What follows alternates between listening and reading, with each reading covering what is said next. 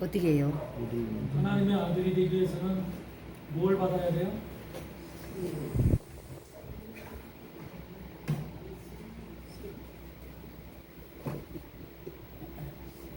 양자의 영을 받아야죠. 양자의 영. 네. 우리는 하나님의 양자죠. 양자예요. 육의 양자가 아니라 영의 양자예요. 영의 양자. 예수 그리스도라는 믿음의 씨를 하나님이 예수 그리스도를 통해서 주신 믿음의 씨를 우리가 받은 거예요. 우리 안에 심겨진 거예요. 그래서 우리 심령 속에 믿음의 씨가 심겨져서 하나님이 그런 자들을 양자로 받아들이는 거예요. 양자로. 그래서 양자가 바로 우리는 하나님의 아들들이 되기 위해서는 양자가 되어야 되는데 양자의 영을 받아야 되는데 양자의 영을 받은 사람들을 하나님의 아들들이라고 부르고 하나님께서 그들을 하나님의 후사라고 또 부르는 거예요. 그래서 하나님의 재산을 상속받을 수 있는 상속자가 되는 거죠. 상속자. 세상에서도 상속자는 하나님의 것을 세상의 재산을 물려받죠. 기업이라든지 이런 그 자손들은 그 기업의 회장의 재산을 물려받죠. 상속자. 그 자손들만이 물려받잖아. 네. 근데 우리 하나님 나라의 모든 것들을 물려받을 수 있는 상속자, 후사가 되기 위해서는 반드시 하나님의 아들들이 되어야 돼요. 하나님의 아들들. 그 하나님의 아들들이 되지 않으면 아무 소용이 없어. 여러분, 하나님의 아들들, 우리에게도 아들들만 그 상속권이 있잖아. 아들들에게. 종에게 상속권이 있는 게 아니잖아요. 그 백성에게 상속권이 있는 게 아니죠. 아들에게 상속권이 있습니다. 그래서 우리는 하나님 나라에서도 하나님의 아들로 인정받아야 돼요. 아멘? 아멘. 그게 중요한 거예요. 그래서 우리의 신앙의 목표는 나는 반드시 하나님의 아들이 되겠다라고 하는 그 강력한 의지를 가지고 영적인 의지를 가지고 나가야지, 달려가야지 그냥 뭐 왔다리 갔다리 해서 교회만 다니면 그냥 뭐 구원받는다 그걸 끝이면 안 돼요. 네. 우리가 영원한 나라의 하나님 나라의 상속권을 받는다는 것이 보통 우리는 지금 땅에서도 받을 상속권이 없죠. 상속이 없잖아. 우리는 재산도 없고 부모가 돈을 많이 남겨놓고 간 부모가 없기 때문에 받을 상속도 없잖아.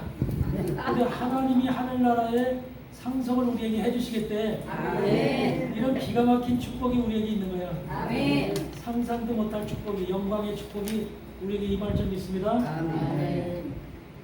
그러기 위해서는 하나님의 상속권을 받은 하나님의 아들들이 되기 위해서는 양자의 영을 받아야 돼요. 양자의 영. 아멘? 그래서 양자의 영을 받는 것이 얼마나 중요한 것인가. 그래서 우리가 로마서 8장 23절에도 바울이 그렇게 얘기를 하죠. 이뿐 아니라 또한 우리 곧 성령의 처음 익은 열매를 받은 우리까지도 속으로 탄식하여 양자될 것 곧 우리 몸의 구속을 기다리며 양자될 것 우리 몸의 구속을 기다린대요. 바로 이런 양자되는 것이 얼마나 중요하면은 이걸 기다리고 있다잖아.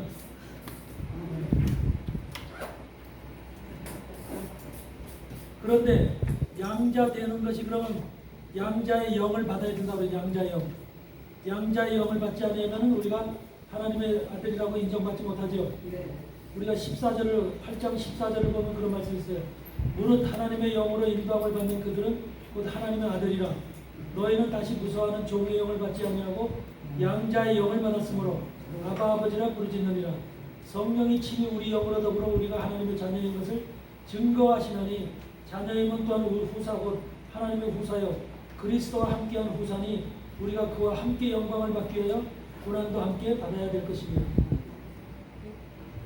양자의 영을 받아야 되는데 양자의 영이 바로 어떻게 양자의 영을 받을까?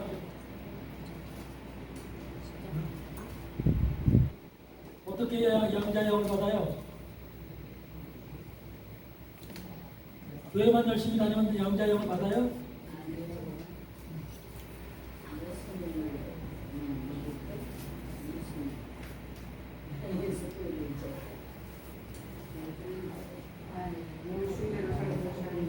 하나님의 양자의 영이라는 것은 다른 게 아니야. 곧 성령을 얘기하는 거예요. 성령. 성령이 누구야? 하나님의 영인 동시에 주님의 영이죠.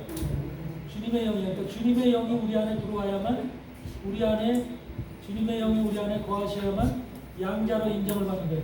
그래서 그 영을 양자가 될 수 있는 영, 그래서 양자의 영이라 부르는 거예요.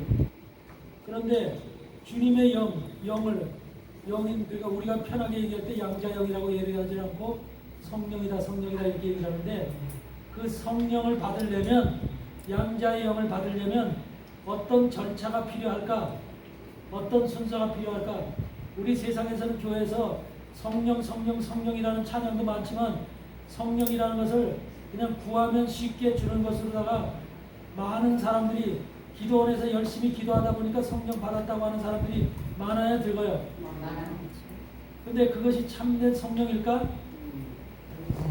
하나님의 영을 우리 안에 부어줄 때 우리가 그냥 아까도 얘기했다시피 원하는 자로 말미암음도 아니요, 바라는 자가 다른 박질하는 자로 말미암음도 아니라고 그랬죠. 그렇게 긍휼히 여기시는 하나님으로 말미암는다 그랬죠. 모든 것은 하나님으로 말미암는 거예요. 그러면 양자의 영을, 성령을 받기 필요한, 성령을 받을 만한, 하나님께 인정할 수 있는 뭔가가 있어야 될 거 아니에요. 그래 안 그래요? 여러분도 만약에 여러분의 양자를 갖다가 드린다고 생각해봐. 여러분 양자를 들 때 아무나 길거리 가는 사람 양자로 드려요? 그렇지 않지요? 이 자를 내가 데려다가 내 양자로 삼을 때 이 자식이 온전한 생각을 가지고 온전한 마음을 갖고 정상적인 그런 양자로서의 그 역할을 다 할 수 있을까? 이런 것을 세부적으로 다 보고서 양자를 삼든지 할 거 아니에요. 하나님 나라의 양자, 그 귀한 하나님의 모든 후사로서 상속권을 물려받는 양자가 되는데, 조건이 없이, 어떤 기준이 없이, 어떤 자격 조건이 없이 그냥 되느냐 이 말이야. 기도원에서 성령 주세요, 성령 부르짖었더니 됐다 그 말이야. 그게 하나님께서 그런 것을 원하실까? 그러니까 문제는 뭐냐면, 우리가 성령을 받는 것이, 성령 타령을 하고 성령을 받는 것이 너무너무나, 성령을 받았다는 것은 결국은 의미가 뭐예요? 여러분 지금 여기 다 성령 받았죠? 성령 받았어 안 받았어? 받았으면 성령 받은 자는 결과적으로 뭐가 있다는 거예요? 니코로, 성령 받았다 하면 니코로 뭐가 됐다는 거예요? 양자. 아니 그 말 떠나서 그거는 그 다음 단계고, 성령을 받았다고 하는 것은 결과적으로 뭐하고 연결되는 거예요? 하나님 쪽에서는 내가 너를 받았다. 내가 너를 받았다. 그래서 내가 너를 받았음과 동시에 우리는 하나님 앞에 뭘로? 제물로 드려졌다. 봉헌되어졌다. 헌물되어졌다. 봉헌되어졌다는 말 무슨 말인지 알죠? 내가 죽고 나는 하나님의 것으로 완전히 하나님의 소유로 바뀌었다. 그 말이에요. 그러니까 성령을 하나님이 주시는 대신 너는 이제 내 거야. 너는 이제 죽었어. 너 육체는 죽고 너의 모든 것은 다 죽었어. 이제 너는 내 소유야. 만약에 하나님 소유라고 하면서 우리가 인간적인 생각을 하고 인간적인 판단을 하고 인간적인 삶을 산다면 하나님 소유로서 하나님 소유가 인정될까? 그거는 우리가 만약에 여러분이 누굴 양자로 드렸을 때, 양자로 드렸으면, 김씨 집안에 양자로 들어갔으면 그 김씨 집안의 모든 내력을 알고 그 김씨 완전히 거기에 속해야 될 거 아니에요. 근데 거기에 들어왔는데 지금 이씨 집안에서 살던 거 생각하고 이씨 집안에서 지금 어떻게 하면 내가 이씨 집안에서 다시 뭔가 할까? 그 이씨 집안을 계속해서 지금 생각을 하고 안 떠나고 그걸 잘 생각하고 있는 거야. 하나님의 양자가 됐음에도 불구하고, 하나님 앞에 바쳐졌음에도 불구하고 세상 것을 계속해서 노리고 찾고 구하고 있는 거야. 그러면 하나님이 기뻐하겠어 안 기뻐하겠어?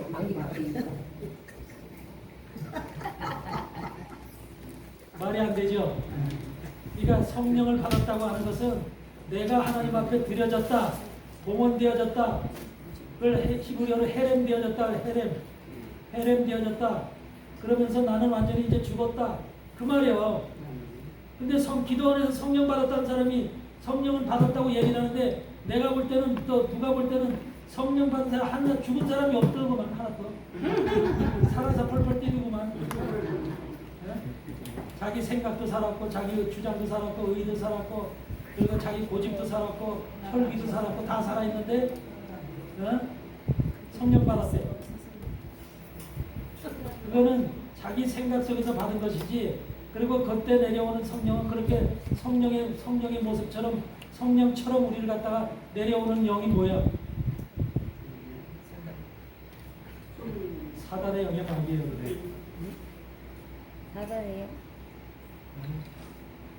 그래서 첫째는 성령 받았다 하는 것은 양자의 영으로서 우리가 양자의 영을 받아야만 우리가 하나님의 아들이 되고 후사가 되는 거예요. 아멘? 아멘. 굉장히 중요한 거예요. 어마어마한 하나님 나라의 재산을 물려받는 거야. 아멘. 근데 그 물려받는 것이 바로 그렇게 성령으로다가 우리에게 주시면서 내가 하나님의 소유가 되면서 나를 다 바치는 거야. 하나님 앞에. 그것이 성령과 나를 교환하는 거예요. 교환. 그렇게 되었을 때 성령을 받는 건데 하나님이 교환 조건으로 우리에게 주시는 게 있어요. 교환 조건.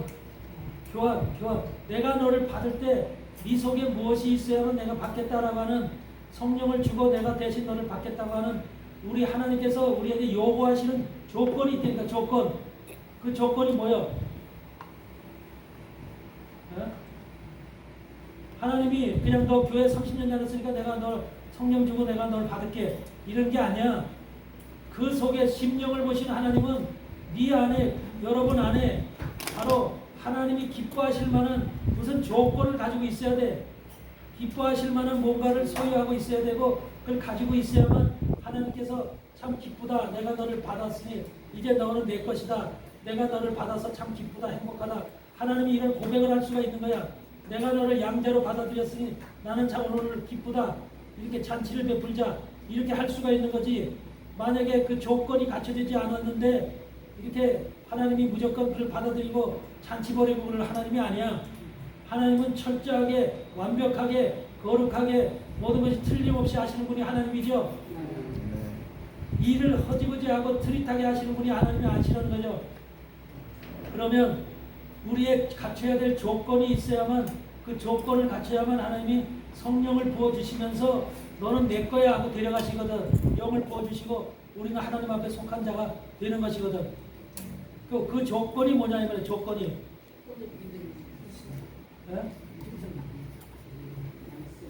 물론 믿음은 큰 광의적인 믿음이야. 믿음이 없는 사람은 성령을 못 받아. 양자의 영을 받을 수가 없어. 그건 첫째 조건이야. 그렇지만 믿음이라는 건 너무 광의적인 거야.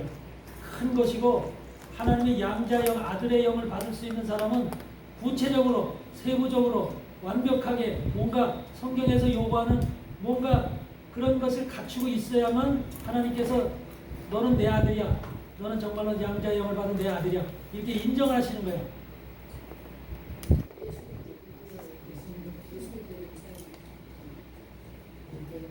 오순절 성령을 받을 때 120명이 받았지. 마가다락방에서 120명이 성령을 받았죠. 그럼 120명이 성령을 받았을 때 예수님 따라다녔더니 예수님한테 말씀을 들었더니 그래서 성령을 주셨을까? 그래서 주신 거야 단순하게?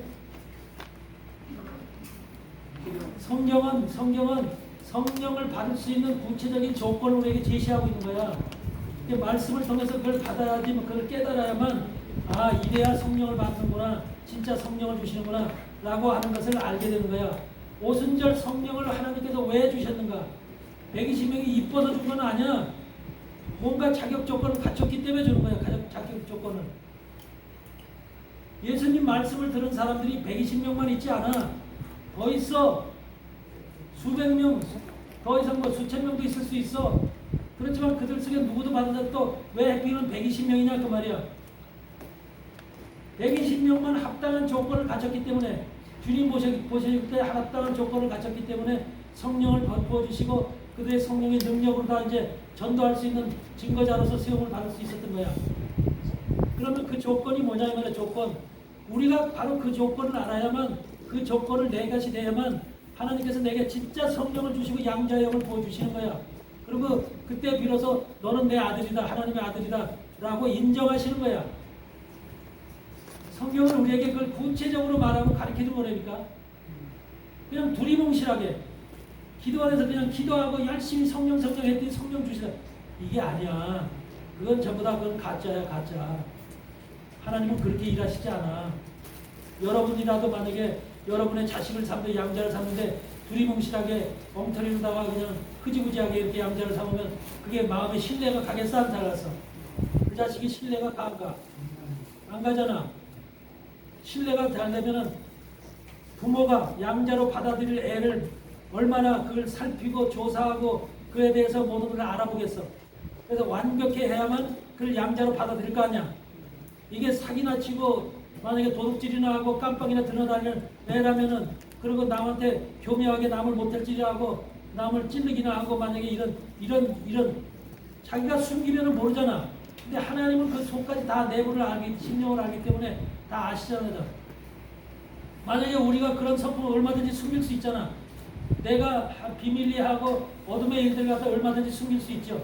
근데 하나님 앞에서는 숨길 수 없죠. 하나님은 그걸 자세하게 캐묻잖아. 전부 다 알아보잖아. 성령은 전부 다 이미 전부 다 알고 있어. 세상의 부모들도 자기의 양자를 드릴 때 그와 같이 자세히 알아보고 흠없는 자를 갖다 양자로 드리듯이 하나님은 더하다는 거예요. 더하다는 거. 그러면 그것을 그 하나님이 조건에 맞는 하나님을 기뻐하시는 양자로서의 자격을 합당한 자격을 갖출 수 있는 그런 말씀을 찾아내야 될 거 아니야. 구약에서.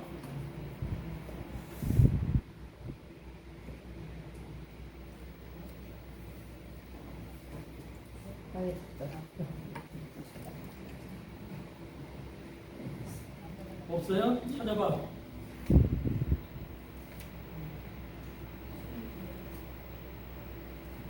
네? 그런 말씀은 자세한 하나님의 마음이 실려 있는 말씀은 신약에는 없어. 구약에만 있어. 구약에만.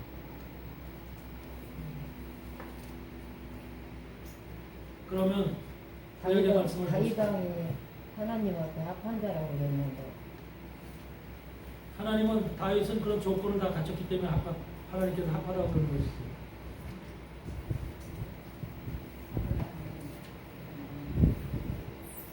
여러분 반드시 여러분들 꼭 기억해요.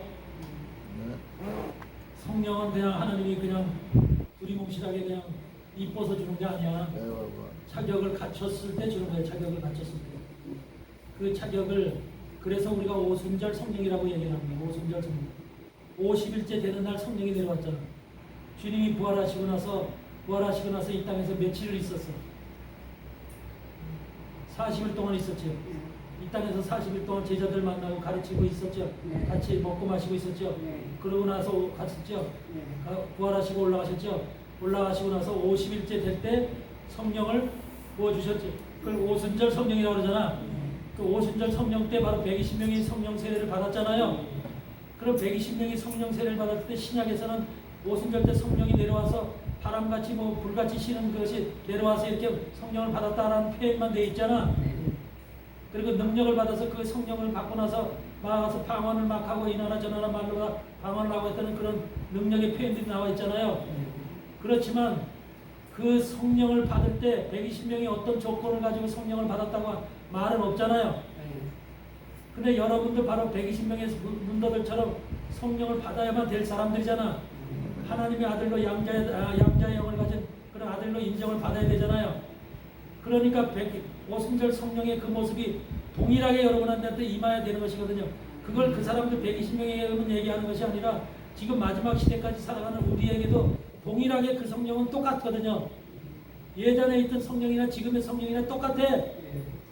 그때 성령은 나왔고 지금 성령은 못 나왔고 그게 아니야. 하나님의 성령은 그때나 지금이나 똑같은 거야 항상. 그러면 그 성령이 뭐야? 바로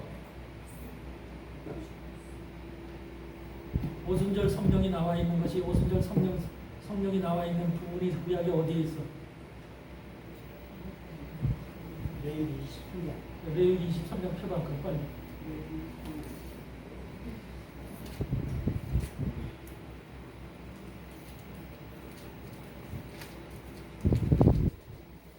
레위기 23장 15절을 보니까 안식일 이튿날 곧 너희가 요제로 당을 가져온 날부터 세워서 7안식일의 수요를 채우고, 여기서 요제로 당을 가져온 날부터 이 요제로 당을 가져온 날, 이것이 뭐예요? 뭘 의미하는 거예요? 안식일 이튿날 곧 너희가 요제로 당을 가져온 날, 이 날이 무슨 날이에요? 지금 성경 다 보고 있어요? 네. 안식일 이튿날 곧 너희가 요제로 단을 가져온 날부터 세라는 거예요. 세워서 옷은 7안식일을 수요를 채우라는 거예요. 그런데 요제로 단을 가져온 날, 그날이 무슨 날이냐고? 부활절이잖아. 부활절. 예수님이 부활하신 날이잖아. 그 부활하신 날이 그걸 뭐라고 그래요? 우리는 초실적이라고 그래요. 초실적. 그래서 우리가 10절을 보면은 23장 10절을 보면은 레위기 23장 10절 보면은 너희의 공물을 거둘 때 우선 너희의 공물에 첫 이삭 한 단 나와야 안 나와요? 첫 이삭 한 단을 제사장으로 가져갈 것이요, 제사장은 너희를 위하여 그 단을 여호와 앞에 연락되도록 흔들라 그랬죠? 흔들라는 것은 무슨 표현이야? 요제로 드리다. 요제지, 요제. 흔들라는 거죠. 흔들다. 요제로 드리라는 거죠. 안식일 이튿날 흔들 것이며, 안식일 이튿날 흔든다는 것은 안식일 이튿날 부활한다는 것을 지금 말하는 거예요. 흔든다. 요제라는 것은 하나님 앞에 드려진다. 나 하나님 앞에, 지금 내가 하나님 앞에 바쳐지고 있어요. 바쳐져요. 그것을 지금 얘기를 하는 거야. 요제로. 그러면 여러분들도 하나님 앞에 요제로 드려져야 돼. 요제로 하나님 앞에 드려져야 돼. 근데 여러분은 첫 곡식 한 단이 아니라 여러분은 달라. 이름이 불려지는 이름이. 왜? 예수님은 하나님이 첫 이삭 한 단으로다가 표현이 되어 있지만 여러분은 뭘로 되어 있어요? 여러분은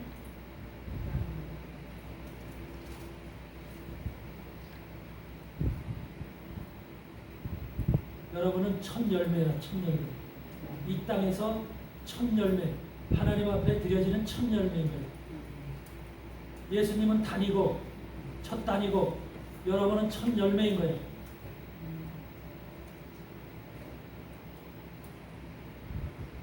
그래서 로마서 8장 23절에도 또한 우리 곧 성령의 처음 익은 열매, 그러니까 처음 익은 열매, 성령의 처음 익은 열매를 받은 우리까지도 속으로 탄식하여 양자될 것, 그 우리 몸의 구속을 기다리느니라, 그런 말을 한 거예요.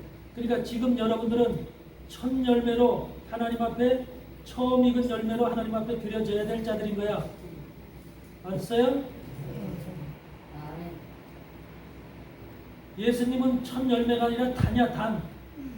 단으로 하나님 앞에 드려진, 요제로 하나님 앞에 드려졌지만 여러분은 그 단의 만지 가지에 열린 첫 열매들이야. 예수님을 통해서 열려진 첫 열매, 처음 익은 열매.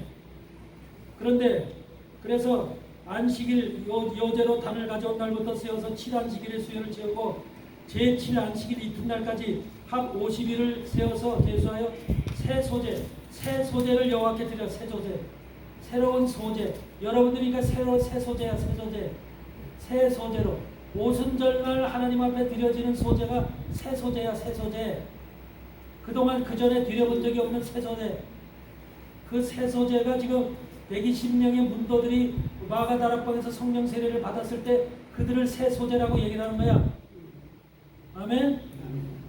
근데 새 소제가 어떻게 드려지냐면, 새 소제를 여호와께 드리되 너희 처소에서 에바 10분의 1로 만든 떡 2개를 가져다가 흔들지니, 요제 에바 10분의 1로, 그 속에는 새 소제로 드려지는 그들에게는, 120명의 문도에게는, 또한 여러분에게는 에바 10분의 2로 만든 떡 2개가 있어야 되는 거예요. 에바 10분의 2로 만든 떡 2개. 근데 이 에바 10분의 2로 만든 떡 2개 속에는 고운 가루에 누룩을 넣어서 구운 것이래. 구운 가루에 누룩을 넣어서 구운 것이고, 이는 첫 요제로 여호와께 드리는 것이래. 그러니까 에바 10분의 2로 만든 떡 2개가 바로 여러분의 실질적인 내용인 거야. 내용. 누룩이 들어간, 고운 가루에 누룩이 들어간 떡 2개, 그걸 요제로 드리라는 거야. 그러니까 여러분 속에는 뭐가 있어야 된다는 소리야? 에바 10분의 1로 만든 떡 2개가, 거기에는 바로 누룩이 들어간 누룩을 넣어서 만든 떡 2개죠. 고운 가루에 누룩을 넣어서 구운 것, 이것이 천요제로 여호와께 드려졌다고 그러잖아. 이것이 바로 여러분 속에서 에바 10분의 1로 만든 떡, 누룩이 들어간 떡을 여러분 속에 갖추고 있어야 된다는 것입니다. 이게 여러분들이 갖추고 성령을 받기 위해서, 성령 세례를 받기 위해서 여러분 안에 가지고 있어야 될 성령을 받기 위한 조건인 거예요. 조건. 만약에 여러분 속에 떡을 갖추고 에바 10분의 1로 만든 떡이 안에 없다면, 에바 10분의 1로 만든 떡이 없어. 만약에 여러분 안에 에바 10분의 1로 만든 떡이 있다면, 에바 10분의 2가 아니라 에바 10분의 1로 만든 떡이 있다면 그 사람 성령 못 받아. 에바 10분의 2로 만든 떡 2개가 있어야 돼. 2개. 성경이 왜 이렇게 자세히 말하느냐? 그게 우리가 반드시 이 말씀을 깨닫고 우리가 지켜야 되고 우리가 소유해야 될 말씀이기 때문에 자세히 얘기하는 거예요. 근데 다 그냥 옛날에 그냥 오순절날 이렇게 했나 보다 하고 이 어떤 제사 모습인가 보다 하고 그냥 다 지나가 버리니까 이것이 내가 갖춰야 될 성령을 받기 위한 내가 갖춰야 될 조건이라고는 전혀 생각을 안 하는 거야. 가르치지도 않고. 에바 10분의 2로 만든 떡 2개, 이것이 실질적으로 그럼 무슨 떡이냐? 뭐로 어떻게 해서 만든 것이 에바 10분의 1로 만든 것이냐? 알아야 될 거 아니야. 그래야지 내가 그걸 갖출 거 아니야. 여러분, 출애굽 때 이스라엘 백성들이 광야에서 만나를 먹어야 안 먹나요? 만나를 먹을 때 그들이 광야에서 얼마의 양식을 먹었나요?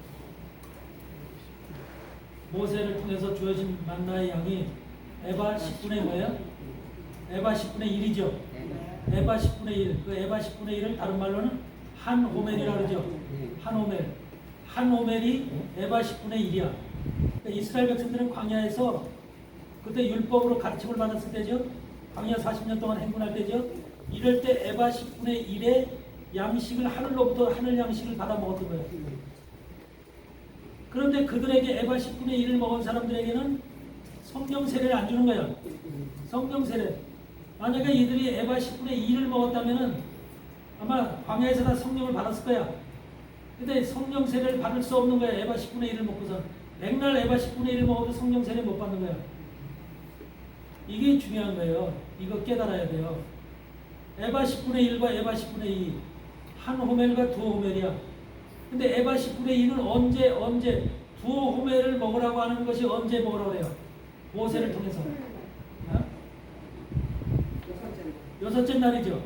여섯째 날은 평일에 먹던 것에 2배, 갑절의 양식을 먹으라고 그러죠. 갑절의 양식을 거두라고 그러죠. 그래서 갑절의 양식이라는 게 에바 10분의 2죠. 에바 10분의 2면서 두 호멜이 되는 거예요. 두 호멜. 그렇죠? 이 두 호멜을 먹으라고 그러죠. 근데 그것이 평일이 아니라 6일째, 안식일 전날. 안식일 전날이죠. 6일째. 6일째에 바로 에바 10분의 2, 두 호멜 갑절의 양식을 취하라 그러죠. 이것이 뭘 의미하는 거예요? 광야에서 지금 에바 10분의 1을 먹었는데 5일 동안은 에바 10분의 1을 먹었어. 근데 6일째 마지막 날 안식일 전날이야. 안식일 전날은 7일째는 안식일 날이야. 쉬는 날이야. 아무것도 해서는 안 되는 날이야. 그날만은 모두 하나님 앞에 올인하는 날이야. 근데 그 전날 바로 7일 6일째 에바 10분의 2를 먹으래. 두호멜을 먹으래. 갑절의 양식을 먹으래. 이유는 뭐야? 이유는 두호멜을 먹으라고 하는 이유.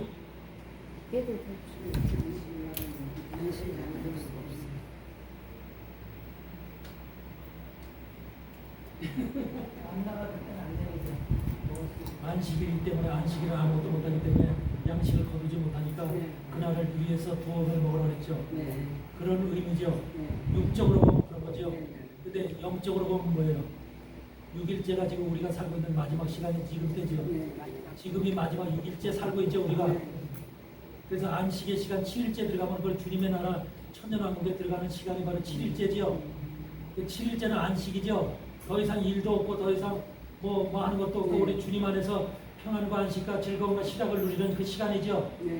그러니까 7일이라고 하는 것이 돌아오기 전에 주님이 재림하셔서 7일이라고 하는 시간은 주님이 재림한 이후에 벌어질 시간이죠. 그러니까 지금은 우리가 6일째 살고 있죠. 6일째 시간에 살고 있죠. 이스라엘 백성들이 6일째 양식을 두호멜을 먹으라고 하는 것처럼 우리 지금의 지금의 두 호매를 먹어야 될 시간이라는 것을 영적으로 우리에게 지금 가르쳐주고 있는 것이거든요. 지금 우리가 두 호매를 먹어야 되거든요. 양식을. 영적으로 이것이 출애굽기의 말씀이지만 레위기의 말씀이지만 사실은 미래 종말까지의 모든 것을 예언하는 예언의 말씀인 거예요. 성경은 그때 말씀이 아니에요. 성경 전체 알파와 오메가이신 하나님께서 시작과 끝이 모든 것을 전부 다 시작이면 끝까지 다 거기에 해당되는 거예요. 그래서 육적으로 보는 세계가 있고 영적으로 보는 세계, 영적으로 보는 세계는 지금 우리가 주님이 재림하시기 직전의 시간 속에 있는 6일째 우리가 살고 있잖아요. 6일째 살고 있는 지금의 시간에 모든 하나님의 교회들은 두 갑절의 양식을 먹어야 되는 거예요. 아멘. 그런데도 우리는 어디에 있어요? 갑절의 양식을 먹는 이스라엘 백성들이 그 광야 땅 안에 있잖아요. 광야 땅. 우리가 지금 이 지구상의 광야 땅에 여기가 광야, 사단이 통치하고 사단이 운영하는 광야 땅에서 지금 우리가 목회를 하고 있고 저기서 사역을 하고 있고 하나님의 사람들이 신앙을 하고 있는 거예요. 지금 천국이 아니잖아. 광야 안에서 우리가 지금 갑절의 양식을 먹어야 될 6일째인 거예요. 지금이 영적으로 그거를 우리에게 깨닫게 해주시기 위해서 지금 이 말씀을 하는 거예요. 이 말씀을 깨닫지 못하면은 아무것도 되는 게 없는 거야.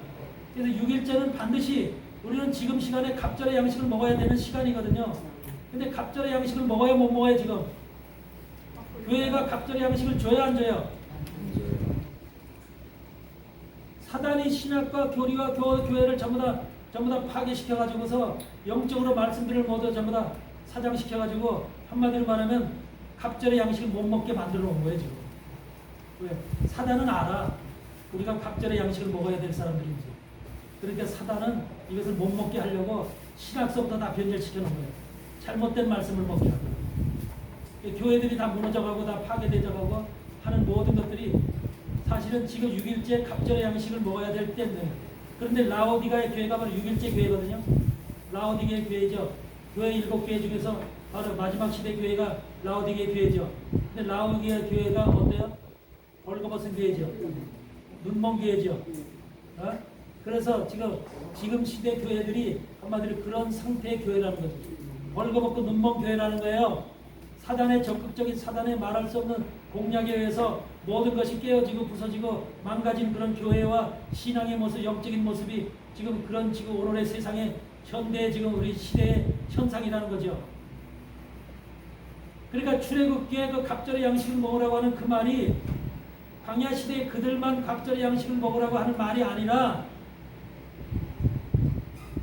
이 말씀이 결국은 종말 시대 마지막 주님의 안식의 시간에 들어가기 직전의 시간에 살아가는 우리에게 6일째 시간에 있는 우리에게 갑절의 양식을 먹어야만 우리가 천년왕국에 들어갈 수 있다. 또 갑절의 양식을 먹은 사람에게 무엇이 내려? 성령이 임한다는 거예요. 성령이. 그래서 여기서 에바 10분의 1로 만든 떡 2개, 이게 갑절의 양식이야. 아셨어요? 에바 10분의 2. 에바 10분의 1이 아니라 에바 10분의 2로 만든 떡 2개. 근데 여기서 떡 2개가 왜 하필이면 떡 2개야? 떡 하나가 에바 10분의 1로 만든 떡 하나 가져다가 흔들지니 그러면 될 텐데 왜 에바 10분의 1로 만든 떡 2개를 흔들래요? 왜? 미치겠어.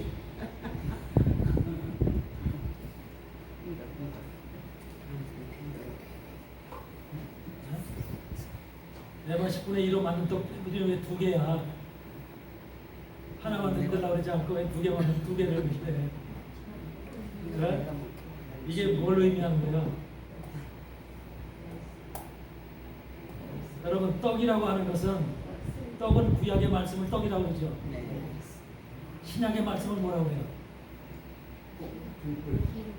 포도주라고 그러죠. 포도라고 그러죠. 포도주라고 그러죠. 그래서 신약의 말씀은 피고 구약의 말씀은 떡이죠. 떡과 피죠. 요한복음 6장에서 그러잖아. 내 살과 내 피를 먹고 마시지 않는 자는 나와 관계없다고 그러잖아. 살이 뭐야? 살이 떡이거든. 어? 나는 그래서 주님이 나는 산 떡이다. 살아있는 떡이다. 그러잖아. 생명의 떡이다. 그러잖아. 광야에서 이스라엘 백성들이 만나를 먹고도 죽었지만 나를 먹는 자는 죽어도 살겠고 살아서 믿는 영혼이 죽지 않느니라. 그러죠. 주님이 떡이야. 주님의 살을 먹으래. 주님의 살을 먹으래. 주님의 살을 먹을 수 없지만 주님의 주님이 왜 살을 먹으라고 하는 이유가 뭐야? 살과 떡은 똑같은 의미로 사용되지 뭐야? 왜 그 말을 해? 주님이 이 땅에 오실 때 육신을 입고 올 때 무엇을 입고 왔어? 무엇을 전체 머리서부터 손끝 발끝까지 무엇을 입고 이 땅에 오셨어? 구약의 말씀을 입고 온 거죠. 구약의 말씀. 주님 육체는 구약의 말씀이에요. 구약의 말씀을 갖다 주님 입으로다가 선포할 때는 복음으로 선포되는 거예요. 신약으로 선포되는 거예요. 복음으로. 그러니까 신약이라는 복음은 구약의 말씀 속에서 나온 거예요. 구약의 말씀 속에서. 주님의 입을 통해서 나올 때는 그게 포도주로 나오는 거예요. 포도주. 포도주. 그래서 가나 혼인잔치에서 혼인잔치에 주님이 오셨는데 포도주가 다 떨어졌다잖아. 예수님이 포도주가 잔치에 포도주가 떨어졌으니까 그 6항아리에 있는 물을 갖다가 떠다 주라 그러잖아. 6항아리에 있는 물이 바로 구약의 율법의 물인 거예요. 율법의 물. 예수님 자신이 6항아리에 물로 오신 거에 있다는 거예요.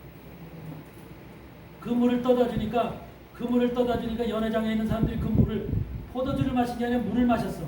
그렇죠? 물을 마셨는데 물이 그 사람 속에 들어가니까 포도주로 바뀌는 거죠. 신약의 복음은 구약의 말씀을 먹었을 때 구약의 말씀의 물을 먹으면 내 안에서 피로 바뀌는 거예요. 포도주. 그게 바로 구약과 신약의 관계예요. 그러니까 구약을 먹지 않은 사람들은 신약의 피가 생길 수가 없어요. 그러니까 구약이 그만큼 중요한 거예요. 이해되세요? 그래서 떡 2개, 여기서 떡 2개라고 하는 것은 떡은 구약을 얘기하는 거예요. 구약의 2개인데 여기 떡 2개가 뭐야? 왜 떡 2개? 모세율법과 선지자의 글을 얘기하는 거예요. 모세율법. 떡 하나는 모세율법. 모세율법이니까 창세기, 출애굽기, 레위기, 신명기, 민수기, 신명기. 그렇죠? 이런 모세율법에 하나님께서 모세를 통해서 율법을 주시죠. 그 율법이 바로 떡 하나야. 그 다음에 우리가 엘리야서부터 쭉 선지자는 쭉 나오죠. 그래서 말라기까지 선지자, 소선지자, 소선지자 쭉 나오죠. 이 선지자들 속에 바로 떡 하나가 또 있는 거야. 그 떡이 바로 모세율법과 선지자의 글. 이들이 바로 떡인 거야. 두 떡인 거야. 떡 2개인 거야. 떡 2개. 그러니까 우리는 모세율법도 먹어야 되고 선지자의 글 속에 있는 떡도 먹어야 돼. 그 떡이라고 하는 건 고운 가루로 만들어진 떡인데 고운 가루. 고운 가루라고 하는 것이 바로 예수 그리스도죠. 뭉쳐게 뭉쳐져 있는 것을 갖다 빻아서 고운 가루로 만들죠. 떡을 만들기 위해서 고운 가루로 빠져야 되죠. 고운 가루로 빠져 있는 그 상태가 바로 예수 그리스도의 그 말씀 자체가 구약에 그렇게 고운 가루로 빠져 있는 거야. 그래서 고운 가루로 빠져 있는 그 말씀을 한마디로 뭉쳐서 거기다가 기름으로 뭉쳐서 거기다가 떡을 만드는 거야. 그게 바로 모세율법과 선지자의 글이야. 그러니까 모세율법과 선지자의 글을 먹은 사람이 바로 그렇게 먹어야만 그거를 그 2떡을 먹은 사람. 근데 그 2떡 속에 2떡이라는 건 바로 예수 그리스도가 그 속에 담겨져 있는 것이거든요. 떡 속에 고운 가루 속에로 만들어진 거니까. 그 떡 속에는 뭐가 실려 있어? 누룩이 들어가 있다네. 원래 떡에는 누룩이 들어가 있으면 안 되죠? 누룩이 들어가 있는 떡은 안 되죠. 부정한 떡이죠. 근데 하나님이 누룩이 들어가 있는 떡을 가진 그 떡을 받으시는 거예요. 요제로 드리시면서 하나님께서 요제로 받으시는 거예요. 떡을 이렇게 해서 떡을 하나님 앞에 내가 이제 이 요제를 성령 세례를 받는 120명의 문도한테 전부 다 그들이 요제로 하나님 앞에 120명이 이 사람들을 전부 다 하나님 앞에 드립니다. 하나님 받아주세요 하고 지금 흔드는 거예요. 근데 이들이 전부 다 저 고운 가루로 만든 떡 2개로 모세율법과 선지자의 글로 만들어진 떡 2개로 만들어진 자들이라는 거예요. 이들이. 아멘. 근데 이들 속에 누룩이 들어가 있는 떡이. 누룩이라는 게 뭐야? 내 생각, 내 지식, 내 감정. 인간의 생각과 인간의 감정. 그러니까 인간의 생각과 인간의 감정이 들어가 있지만 그들 속에도 그들이 있지만 여러분들도 성령을 받았다고 하지만 성령을 받은 여러분 생각이 있어 없어? 지식이 있고 감정이 있고 다 있죠. 그런 것이 누룩이야. 그 누룩과 함께 되어 있지만 그들 속에 바로 고운 떡 2개가 들어가 있기 때문에 떡 2개를 소유하고 있기 때문에 하나님께서 그들에게 바로 뭐를 줘? 성령을 부어주신 거예요. 성령. 그러니까 고운 떡 2개를 소유하지 않은 사람에게는 성령을 줄 수가 없는 거야. 그 모세율법과 선지자의 글이라고 하는 떡 2개를 소유하지 않은 사람에게는 성령이 내릴 수가 없는 거야. 조건이. 근데 모세 율법과 선지자의 글이 바로 그 떡 2개로 만들어져 있는 거야. 떡 2개로. 근데 모세 율법과 선지자의 글이 바로 구약에만 나오는 게 아니라 그게 뭐야 바로? 어디 나와? 누가복음 10장에서 보면 누가복음 10장에서 보면은 뭐가 나와요? 거기 아브라함이 거지 나사로가 나오고 부자가 나오죠. 거지 나사로와 부자가 나오는데 거지 나사로는 아브라함의 품에 있고 그 둘 다 죽어서 이제 올라갔는데 하나는 부자는 저 음부에서 고통받고 있죠. 음부에서 고통받는데 뭐라고 그래요? 나사로를 보내서 우리 형제들에게 여기 오지 않도록 말씀을 전해달라고 그러죠. 그러니까 주님이 하시는 말씀이 아브라함이 하는 말씀이 뭐라고 그래요? 네? 그 기억 안 나?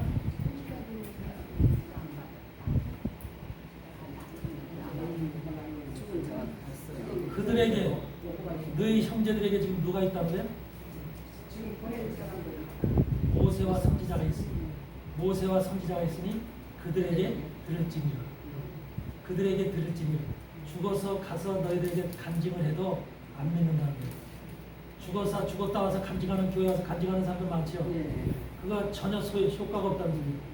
그런 건 들을 때 그뿐이지 않을 때 그 믿음으로 이게 들어오지 않는 겁니다. 그런데 모세와 선지자가 너희에게 있으니 그들에게 들을지니라.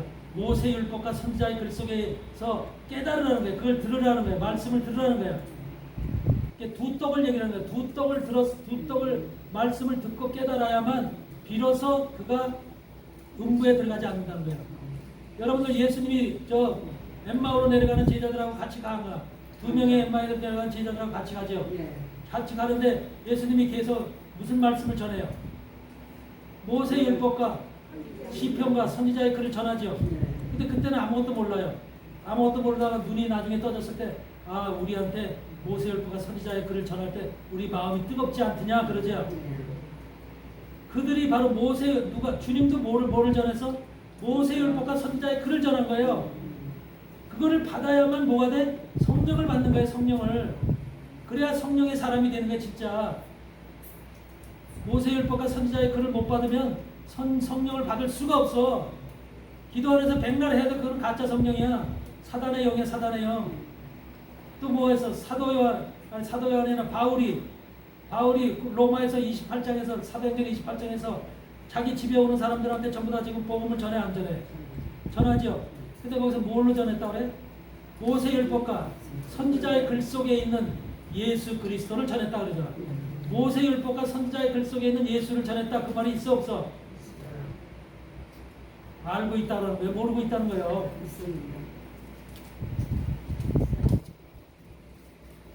그러니까 주님도 바울도 말씀을 전할 때 모세 율법과 선지자의 글 속에 있는 예수 그리스도를 뽑아서 전한 거예요. 뽑아서. 그게 바로 성령을 받을 수 있는 조건인 거야. 우리도 성령을 받으려면 모세 율법과 선지자의 글 속에 있는 예수 그리스도를 우리가 소유하고 있어야 되는 거야. 소유하고 있어야 되는 거야.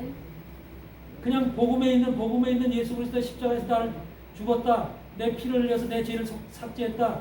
내가 그래서 이제 예수님으로 인해서 내가 모든 죄가 속죄되었다. 이거를 믿는 게 아니라 모세 율법과 선지자의 글 속에 있는 예수 그리스도를 믿을 때 바로 그걸 뽑아서 그것이 내 속에 믿음으로 와 닿았을 때 예수 그리스도의 십자가의 사건이 부활의 사건이 온전하게 내 속에 깨달아진다는 거예요. 아멘. 깨달아진다. 신약에 있는 사건은 예수님이 이러이러한 것을 행했다고 하는 그 열거하는 것에 불과한 거예요. 열거하는 것. 아멘. 아멘. 그렇지만 구약에 있는 말씀은 이런 사건들이 왜 지금 예수님의 피로 속죄가 되는지, 예수님의 어떤 말씀을 다 우리가 성령을 받는 이런 것이 구체적으로 구약의 말씀 속에 세세하게 숨겨져 있는 거야. 이런 것을 깨닫고 발견해야만 바로 우리가 온전한 신앙이 되는 것이고 온전한 믿음으로 자라는 거야. 그래서 로마서 1장 17절에 어거스틴도 그렇고 마틴 루터도 그렇고 그를 변화시킨 말씀의 핵심이 뭐야? 복음에는 하나님의 의의가 나타나서 믿음에서 믿음에 이르게 하나니 믿음에서 믿음이 성장하고 자라기 위해서는 복음에 있는 하나님의 의의를 깨달아야 되는 거야. 찾아내야 돼. 복음 속에 신약 속에는 복음이라는 신약 속에는 뭐가 들어있다? 구약의 율법과 선지자들 속에 있는 예수 그리스도의 의가 그 속에 들어있다. 예수 그리스도의 의는 모르고 의는 발견하지 못하고 그냥 예수님이 이런 일을 했다. 네 죄가 다 속죄됐다. 대속됐다. 그런 거 백날 들어도 여기서 저 길 한 블락 건너가면은 잊어버리고 오는 거예요. 마음속에서 믿음에서 믿음에 이르길 믿음에서 믿음이 자라야 되는데 성장해야 되는데 그건 구약의 말씀을 통해서 성장하게 된다는 거야. 믿음이 그냥 신약의 말씀을 통해서 성장하는 게 아니라 신약의 말씀은 지식에 불과한 거야. 지식에 구약의 말씀은 우리 심령을 후벼 파서 심령을 우리를 새롭게 하고 변화시키고 믿음에서 믿음에 이르게 하는 핵심적인 말씀은 다 구약에 있는 거예요. 근데 구약을 멸시하잖아. 구약을 우습게 하잖아. 구약의 말씀을 신중하게 대하지 않지요. 이스라엘의 역사라고 생각하면서 전부 다 지금 신약 어느 날 교회들이 전부 다 멀리 하잖아. 설교도 신약 위주의 설교를 하지 구약 위주의 구약에서 설교는 복받은 설교만 하지. 잘됐다, 형통하다, 복받았다 이런 설교들만 하지. 그러면 안 되는 거예요. 그래서 지금 여러분들이 성령을 받으려면 에바 10분의 1로 만든 떡 2개 이것은 바로 모세율법과 선지자의 글 속에서 나오는 예수 그리스도가 떡 2개로 만들어져 있어요. 이거를 흔들지니 이거 흔들다는 건 내가 그것을 가지고 있어야 하나님 여러분들 내가 가지고 있어야 하고 하나님 앞에 흔들어야 되는 거예요. 근데 그 떡에는 고운 가루에 누룩을 섞어서 구운 것이래. 첫 요제로 여호와께 드리는 것이래. 여러분들도 첫 요제로 첫 열매로 하나님 앞에 드려져야 됩니다. 첫 열매. 그러니까 이런 것들이 말씀 안에서 깨달아지고 여러분들이 이해가 돼야만 믿음이 자라는 거지 그냥 맹숭맹숭하게 자라는 게 아니에요. 말씀이 깨달아져야만 그 말씀이 내 속에서 하나하나 처음에는 힘들지만 하나하나 그것이 내게서 그 체계를 잡고 이루어져 가는 거예요. 완전히 한마디로 건물을 짓는 거예요. 믿음의 건물을 짓기 시작하는 거예요. 바탕이 잘못되어 있는데 거기다 무슨 건물을 짓겠냐고. 믿음의 건물을 어떻게 짓겠냐고.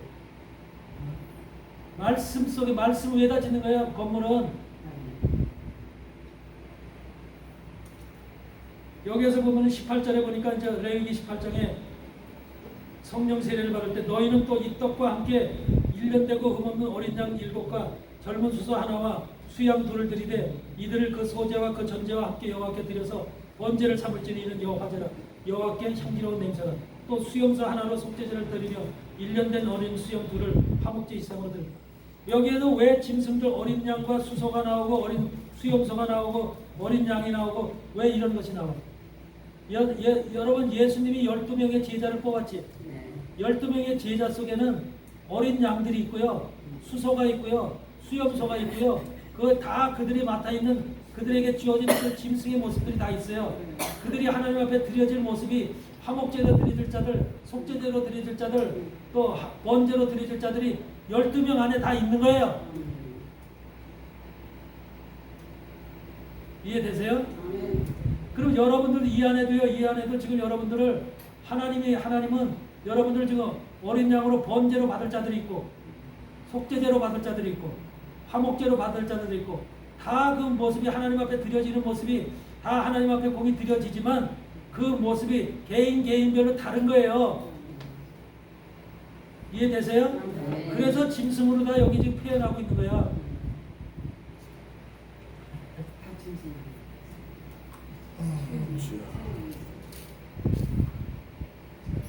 이 말씀이 그래서 이것을 갖다가 이 하나님의 말씀과 바로 그 요한계시록에서는 하나님의 말씀이라고 얘기해요. 하나님의 말씀. 하나님의 말씀이 뭐야? 모세율법과 선지자의 글이잖아. 하나님의 말씀과 예수 그리스도의 증거를 가지고 있어야지만 그 사람이 하는 마지막 시대의 증인으로 쓰임받는다 그러죠. 그래 안 그래요? 네. 하나님의 말씀과 예수 그리스도의 증거를 가지고 있어야만 돼요. 여러분들은 하나님의 말씀과 예수 그리스도 그 하나님의 말씀 속에는 모세율법과 선지자의 글이 들어있는 거죠. 이거는 솔직한 얘기로 여러분들이나 듣는 말이죠. 어떤 교회에서나 어떤 세상에서 들을 수 있는 말이 아니라니까.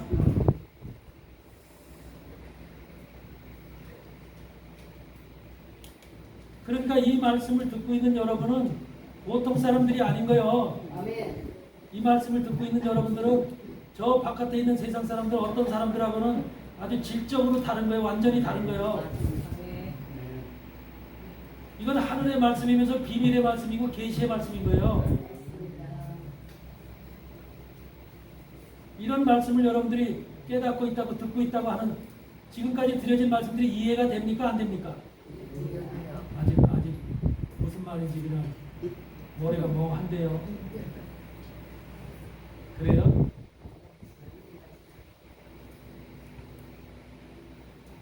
하나님 말씀을 우리는 성경은 하나님 자신이 정말로 온전하게 그리스도에게 모든 것이 집중되어 있지만 그런 것이 흐릿허근하게 뒤죽박죽되어 있는 것이 아니라 완전하게 온전하게 정확하게 기록되어 있는 것이 하나님 말씀입니다. 우리도 말씀을 할 때 그렇게 알아야 되는 거예요. 근데 세상은 신앙은 어떻게 가르쳐요? 대충 가르쳐요. 그렇기 때문에 신앙도 대충, 말씀도 대충 이렇게 알기 때문에 우리의 신앙이 전부 다 잘못되면 교회가 깨집니다.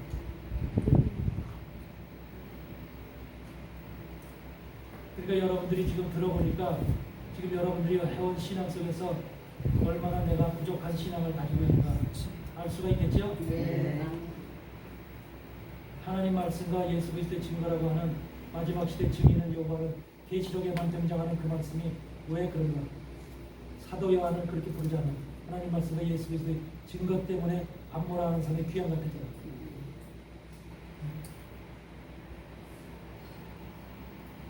여러분들이 하나님 말씀을 좀 더 정확하게 알고 깨달아야만 바로 우리가 온전한 하나님의 종으로서 마지막 시대 사명을 감당할 수 있기 때문에 이런 말씀들이 나중에는 여러분들이 스스로가 입을 벌려서 선포해야 될 말씀입니다. 선포해야. 아멘. 잠시 쉬었다 하겠습니다.